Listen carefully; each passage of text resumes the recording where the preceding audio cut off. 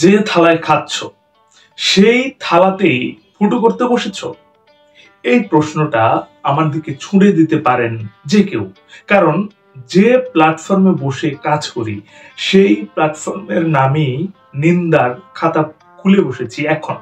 তবে কথা হচ্ছে, আমি আমার বাপেরও ভুল ধরি, তো ফেসবুক তো কোন ছাড়।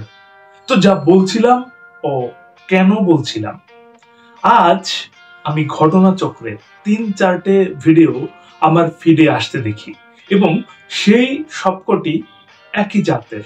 একটু ঝেড়ে কাশি তাহলে। এখানে একটি কথা বলে রাখি, কিছু অশ্রাব্য বলার অযোগ্য শব্দকে আমি ড্যাশ নামে উচ্চারণ করব, বাক্য অনুযায়ী আপনি বুঝে নেবেন দয়া করে। ভিডিও ১। একটি বছর ৪০ বা ৪১-এর বিবাহিতা মহিলা বিছানায় বসে তার পাশে শুয়ে তার বছর ১৫-র একটি মেয়ে মোবাইল দেখছে, আর একটি বছর ১৩-র ছেলে মহিলাকে বলছে, আজ তোমার মেয়ের সামনে আমি তোমাকে ড্যাশ, চলো না একটু ড্যাশ করি। এর উত্তরে মহিলাটি বেশ এন্টারটেইনড চোখ মুখ করে বললেন, চলো ড্যাশ, বলে নিজের কথার উপযুক্ত একটি ভঙ্গি করে খাটে শুলেন। এটাই ছিল কন্টেন্ট। ভিডিও ২। একটি বছর ৪০ বা ৪১-এর বিবাহিতা মহিলা একটি টাইট ব্লাউজ পরেছেন, যার উপর নিচের দরকারি বোতামগুলো সব খোলা এবং মাঝের একটি বোতাম আটকানো। নিজের ড্যাশ যুগলকে তিনি এই একটি টাইট ব্লাউজকে ব্যবহার করে দেখানোর ব্যবস্থা করেছেন, বোঝাই যাচ্ছে। ব্লাউজ পরেছেন কিন্তু শাড়ি পরেননি। একটি পাজামা বা প্যান্ট পরেছেন এবং নিজের পেটের চর্বি ও নাভি দেখাচ্ছেন বেশ চেষ্টার সাথে। সামনে রাখা একটি কড়াইয়ে তিনি খুন্তি দিয়ে নাড়ছেন ও বলছেন, তোমরা আমার ভিডিও দেখেছো, আমার প্রেমে পড়েছো, আমার জন্যে ড্যাশ মেরেছো। ভিডিওটি এখানেই শেষ। এটাই কন্টেন্ট। ভিডিও ৩। একটি বছর ৪০ বা ৪১-এর মহিলা, বিবাহিতা কিনা ঠিক বুঝিনি, শাড়ি পরা শেখাচ্ছেন, কিন্তু ভিডিওর ধরন দেখে মনে হলো শাড়ি খোলা শেখাচ্ছেন। কাঁচুলির মতো একটি ব্লাউজ, একটি পাতলা জালি শাড়ি। তিনি বুকের খাঁজ ও পেটের চর্বি দেখাচ্ছেন নিষ্ঠার সঙ্গে। এটাই কন্টেন্ট। এই ৩টে ভিডিওর একটাই প্যাটার্ন। ৩টে ভিডিওতেই প্রধান শিল্পী একজন মহিলা, যার বয়স ৪০ বা তার আশেপাশে।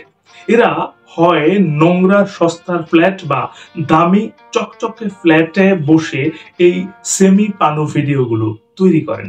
এদের ভিডিওতে প্রধান কন্টেন্ট হচ্ছে এদের দেহের কিছু মাংসল অংশ, মানে এইগুলো না থাকলে ওই মহিলারা জাস্ট কিছুই নয়। এই ৩টে ভিডিওর কমেন্ট সেকশনেও কমেন্ট খুব কমন। বেশিরভাগ পুরুষই এদের দর্শক। তারা পরপর চাইছেন ফোন নাম্বার, কেউ জানতে চাইছেন এত বড় বড় কি করে বানালে, আর কিছু মহিলা ধিক্কার জানিয়ে চলে গেছেন এই কন্টেন্ট থেকে। ফেসবুক এমন একটি প্ল্যাটফর্ম যা মানুষের দ্বারা রিপোর্ট করা পোস্টের বিরুদ্ধে ব্যবস্থা নেয়, তবে অবশ্যই খতিয়ে দেখে, কখনো আবার নিজেই বুঝে সেনসিটিভ কন্টেন্ট গুলো সরিয়ে দেয়। কিন্তু আমি কিছুতেই বুঝতে পারি না এই মহিলাদের ভিডিওর বেলায় এসেই এই প্ল্যাটফর্মের কি হয়। কন্টেন্টের নামে যে নোংরামিকে নরমালাইজ করা হচ্ছে, তার ফলাফল আগামী দিনে হতে চলেছে ভয়ঙ্কর। একটি বছর ৬-এর শিশু ভিডিওতে বলছে, তেরি মা কো ড্যাশ, কিন্তু ভিডিওতে ভিউ বাড়ছে চরচর করে। লোকে হাহা রিয়েক্ট হেলেছে অক্লান্ত ভাবে, কিন্তু সেই কমেন্ট সেকশনে কেউ জানতে চাইছে না একটি শিশু এই ভাষা কিভাবে শিখছে, কোথা থেকে শিখছে। ভিডিওটিও থেকে যাচ্ছে প্ল্যাটফর্মে। কত সহজে একটি বছর ১৩-র কিশোর তার মায়ের বয়সী মহিলাকে বলছে তোমায় ড্যাশ, এবং এটাই কন্টেন্ট। আমার খুব কষ্ট হয়। 13 বছরের আমি আর আমার বন্ধুরা পাড়ায় ছুটোছুটি করে খেলতাম। আমাদের ব্যাট বলের চক্করে লোকের বাড়ির জানালার কাঁচ ভেঙেছে কত। বাড়িতে সেই খবর গেলে বকুনি খাবো ভেবে ভয়ে ভয়ে থাকতাম। আর আজ হায়রে 13 বছর। রাস্তায় খিস্তি এখন অনেক বেশি সহজলভ্য। 19-20 বয়স হলেই লোকে অক্লেশে একে অপরকে বলছে তোর মাকে ড্যাশ। আমাদের চারপাশটা যে কবে এই ড্যাশ আর ড্যাশের ইটারনাল লুপে ঢুকে গেল ঠিক বুঝলাম না।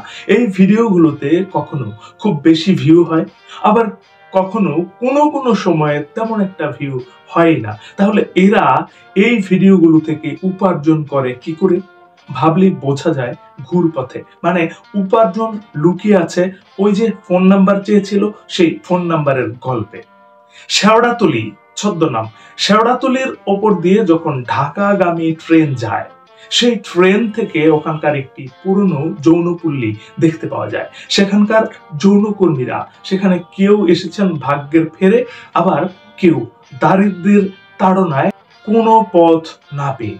কিন্তু যখন ট্রেন যায়, এই পল্লীর বাসিন্দারা শাড়ির আঁচল দিয়ে বা ওড়না দিয়ে নিজেদের মুখ ঢাকেন, অথচ এদের যৌনকর্মী হওয়ার সরাসরি পরিচয়পত্র আছে।